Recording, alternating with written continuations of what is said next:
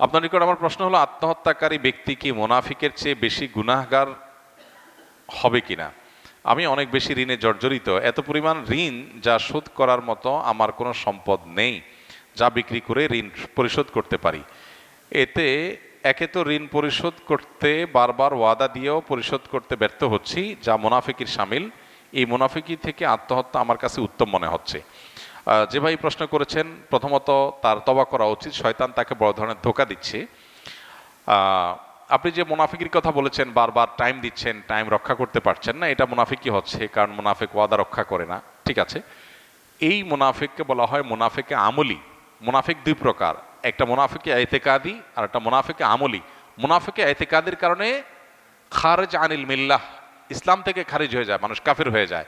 মুনাফিকে আমলি যাকে বলা হয়, তার ভেতরে ঈমান আছে, কর্মে ত্রুটি আছে, এটাকে মুনাফিকে আমলি বলা হয়। আর আরেকজনের উপর দিয়ে নামাজ কালাম পড়ে ভেতরে ঈমান নাই, এটা হলো এতেকাদি মুনাফিক, এটা হলো বেঈমান।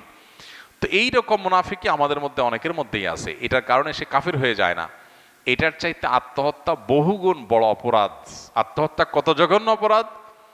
স্বয়ং নবী করিম সাল্লাল্লাহু সাল্লাম বলেছেন, আত্মহত্যাকারী ব্যক্তি স্থায়ী জাহান্নামী হবে, জাহান্নামে চিরকাল থাকবে। মুহাদ্দিসদের অনেক মুহাদ্দিসরা ব্যাখ্যা করেছেন যে সে নিজেকে এটাকে যদি বৈধ মনে করে, হালাল মনে করে, তাহলে সে কাফির হয়ে যাবে, এই জন্য সে চিরকাল থাকবে। কিন্তু চিরকাল থাকবে এই কথা হাদিসে পরিষ্কারভাবে বলা আছে, যদি কেউ আত্মহত্যা করে মারা যায়। এই জন্য আত্মহত্যা করে মুসলমান করতে পারে না। এই যে কষ্ট হচ্ছে, ঋণে জর্জরিত হয়ে গেছেন, দিতে পারছেন না, মানুষের কাছে ছোট হচ্ছেন, পালায় বেড়াইতে হচ্ছে, এই যে কষ্ট হচ্ছে, তারপর আত্মহত্যা করছেন না, এটাই হলো পরীক্ষায় জিতে যাওয়া। আর যদি আপনি আত্মহত্যা করেন, তাহলে আপনার দুনিয়াও বরবাদ, আখেরাতে বরবাদ, খাসিরাত দুনিয়া ওয়াল আখেরা। কারণ আত্মহত্যা কেন করবেন? আত্মহত্যা করবেন এই জন্য যে দুনিয়ার কষ্ট সহ্য হচ্ছে না, বাঁচার জন্য।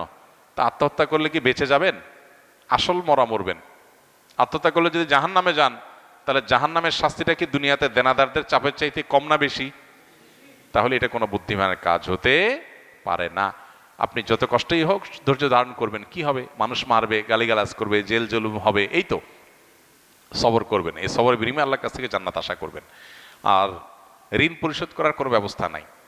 ওকে, এরকম বহু লোক আছে যে ঋণ পরিশোধ করার মতো আপাত দৃষ্টিতে তার কোনো পথ খোলা নাই, সকল অ্যাসেট বিক্রি করলেও তার ঋণ শোধ হবে না, কিন্তু তাদেরও ঋণ একদিন শোধ হয়েছে। এরকম মানুষ বহু খুঁজলে পাওয়া যাবে।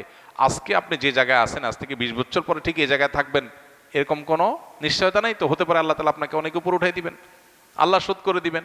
আর যদি আপনি নাও পারেন, চেষ্টা যে করছেন, ত্রুটি ছিল না, আল্লাহর কাছে আপনি ইনশাআল্লাহ মুক্তি পেয়ে যাবেন। এজন্য এই ভুল পথে কখনো পা বাড়ানো কোনো মুসলমানের জন্য জায়েজ নাই। খুব জঘন্য শাস্তির কথা বলা আছে, যে যেভাবে আত্মহত্যা করবে আখেরাতে তাকে সেভাবে শাস্তি দেওয়া হবে। যে গলায় ফাঁস দিয়ে আত্মহত্যা করবে, তার গলায় ফাঁস দিতে থাকা হবে, সে মরবে না।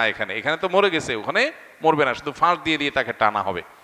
কেউ যদি উপর থেকে লাফ দিয়ে মারা যায়, তো তাকে ফেরেশতারা উপর থেকে ফেলতে থাকবেন একের পর এক, সে শাস্তি পেতে থাকবে, মরবে না, কষ্ট পেতে থাকবে। এভাবে যে যেভাবে আত্মহত্যা করে, এই জন্য কোনো মুসলমান কখনো আত্মহত্যা করতে পারেন। আল্লাহ বলেছেন, ওয়ালা ইয়াইআস মির রাহিল্লাহি ইল্লাল কওমুল কাফিরুন, আল্লাহর রহমত থেকে অবিশ্বাসী কাফের ছাড়া কেউ নিরাশ হতে পারে না, আশা ছাড়া যাবে না। দেয়ালে পিঠ থেকে গেছে, যাক, আল্লাহ তাআলা এর পরেও একটা পথ বের করতে পারেন, এই বিশ্বাস থাকতে হবে।